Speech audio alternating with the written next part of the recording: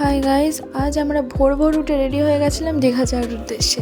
দেখো, বাইরে এখনো সূর্য ওঠেনি, এখনো অন্ধকার হয়ে আছে।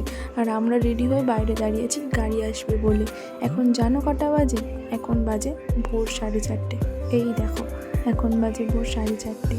আর এই সময় আমরা বেরিয়ে পড়েছিলাম দীঘা যাওয়ার জন্য। এই দেখো, তোমাদের সাথে কথা বলতে বলতে বাইরে সূর্য উঠছে, তাই একটুখানি ক্যামেরায় রেকর্ড করে নিলাম। দেখো বাইরের আকাশটা কত সুন্দর দেখাচ্ছে না? আসলে ভোরবেলা এতটাই সুন্দর লাগে। তারপর দীঘা চলে যাওয়ার পরে আমরা হোটেলে গিয়ে দেখো রুমও বুক করে নিয়েছি।